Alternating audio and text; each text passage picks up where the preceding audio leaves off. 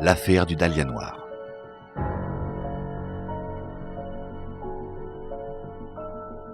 Dossier criminel sur la piste des serial killers.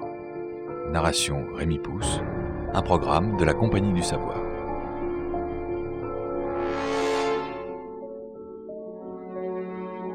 L'histoire du Dahlia noir. Il y a 60 ans, le corps d'Elizabeth Short fut coupé en deux et jeté dans un terrain vague à Los Angeles. Depuis, on a brossé son portrait de diverses manières. Séduisante manipulatrice, aspirante vedette, naïve aguicheuse, esprit perturbé. Mais ce fut par-dessus tout comme la pin-up du noir Los Angeles, le Dahlia noir, qu'Elizabeth Short devait entrer dans l'histoire. À ce jour, perdure la fascination pour sa vie et surtout sa mort, tragique, violente et jamais élucidée. L'histoire de cette serveuse de 22 ans, au chômage, a inspiré des douzaines de livres, des sites web, un jeu vidéo, plusieurs groupes de musiciens, et le roman de James Ellroy a été porté au cinéma en 2006 sous la direction de Brian De Palma. Des générations de détectives en fauteuil ont rivalisé d'imagination pour tenter de découvrir le coupable. Le département de police de Los Angeles a perdu l'espoir de jamais élucider l'affaire du Dahlia noir. Les enquêteurs ont d'autres crimes plus urgents à résoudre, et le tueur est sans doute mort depuis des années. Mais c'est justement le fait que ce meurtre n'ait jamais été élucidé qui le rend si attirant. Ces événements sont si lointains, et les informations si floues et incertaines, qu'il est difficile de se faire une idée précise de la courte vie d'Elizabeth Short, et encore plus de sa terrible mort. Nous tenterons d'en donner un aperçu basé sur les sources les plus fiables, des journaux aux rapports de police, en passant par la littérature de l'époque.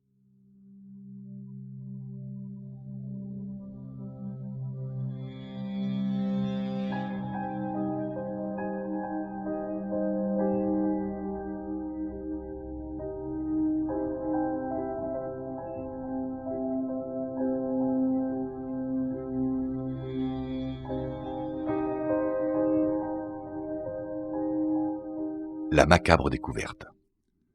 Le matin du 15 janvier 1947, Betty Bersinger, mère au foyer, descendait une des avenues d'un quartier résidentiel en compagnie de sa fille de 3 ans, lorsque quelque chose attira son regard.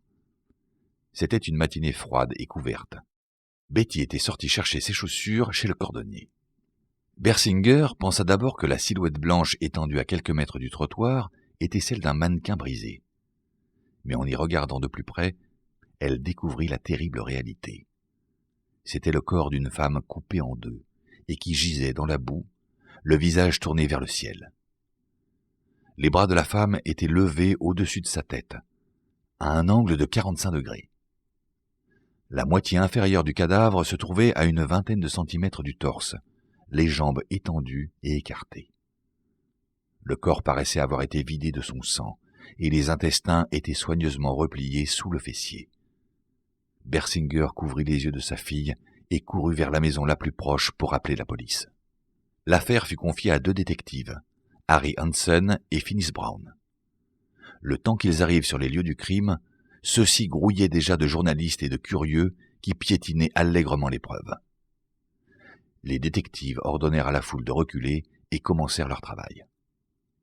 Puisqu'il n'y avait aucune trace de sang sur l'herbe, les détectives jugèrent que la victime avait été assassinée ailleurs et amenée dans le terrain vague, une partie après l'autre.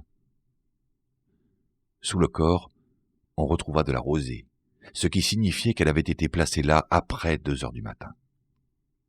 La victime était affreusement défigurée. Un couteau avait creusé de profondes entailles aux 2 coins de sa bouche, ce qui donnait au cadavre l'air d'un clown ricanant. Les traces de corde qu'elle portait au poignet et aux chevilles indiquaient qu'elle avait été attachée, peut-être même torturée. Les prises de mesure des 2 parties du corps indiquèrent que la victime mesurait 1,70 m et pesait 52 kilos. Ses cheveux châtains avaient été récemment passés au henné et ses ongles avaient été rongés jusqu'au sang. Les détectives appelèrent l'officier de police judiciaire du comté de Los Angeles pour qu'il fasse évacuer le corps, puis s'attelèrent à une tâche difficile. Nous espérons que vous avez apprécié cet aperçu. Pour continuer à écouter ce livre audio sur Google Play Livres, utilisez le lien dans la description de la vidéo.